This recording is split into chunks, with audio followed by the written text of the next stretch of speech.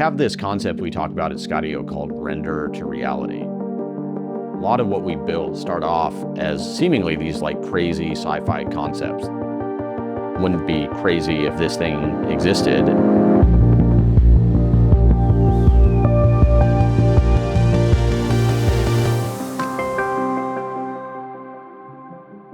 My name is Adam Bry. I'm the co-founder and CEO of Skydio. So we are sitting on the first floor of our headquarter building where we do our hardware development and testing.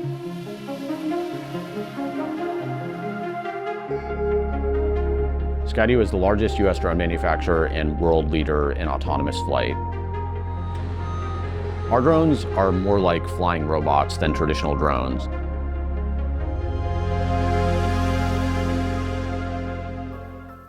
Today, we're going to show you how the Skydio X10 is made right here in Hayward, California. The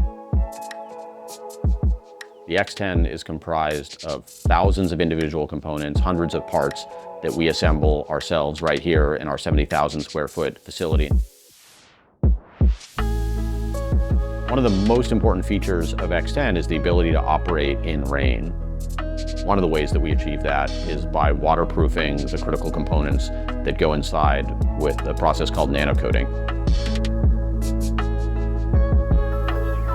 One of the first steps in actual assembly is putting together the arms.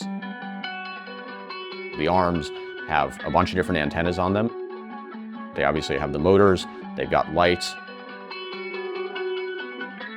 The two halves of the arm are exposed to extremely high frequency vibration, which melts the plastic in a very controlled way and fuses those two pieces together. We actually hand solder the motor wires onto the power board. After we've attached the arms and all the electrical connections to the main chassis, we then attach the chest. The chest houses the three bottom-facing navigation cameras along with the downward-facing range sensor. We assemble the cameras onto a vibration-isolated frame. We then assemble that into the chest. We've got a really advanced NVIDIA CPU GPU. We've also got a Qualcomm chip that manages the camera feeds from the gimbal. All of that comes together in the main chassis assembly, which gets mated to the chest. The gimbal is one of the most challenging pieces. When the drone is flying around and vibrating and getting pushed around by wind, we need to keep that camera stable. We accomplish that with a vibration isolation system that we call the gimbal. The sensor package, or gimbal, is actually customer modular, so it can be replaced or upgraded in the field.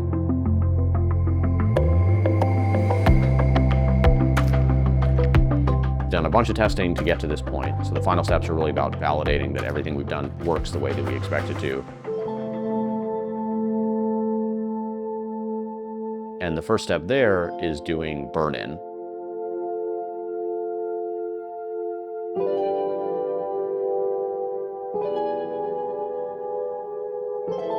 We subject the system to extremely high stress loads, so running the motors full bore through an aggressive stress pattern. The goal here is if there is any quality defect anywhere in the system, we want it to fail at the factory rather than in our customers' hands. A critical testing step, which we still do on every single drone, is connect it to a controller and we fly it. The final step is calibration. The drone gets attached to the calibration robot, which runs through a very specific pattern where it's exercising all of the onboard sensors.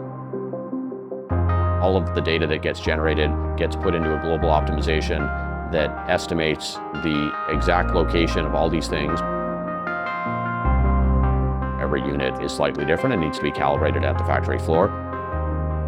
As part of this, we do our final inspection, so we're looking for any last defects, anything cosmetic.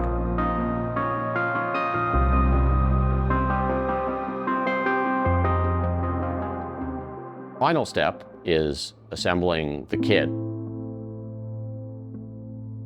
The drone is just one piece. We also need the batteries, the charger, the radio, sometimes different attachments and accessories. I have been doing drone stuff my entire life. I grew up flying radio-controlled airplanes. I was just obsessed with it as a kid. We're now, by a wide margin, the largest Western manufacturer of drones. So the recent past in Silicon Valley is that if you are going to do hardware, you should outsource all of it to China. And when we started Skydio in 2014, this was conventional wisdom. This is what investors would coach you to do. Now, to be operating at scale in the US has just become a critical strategic advantage for us, and I think a critical thing for us as a country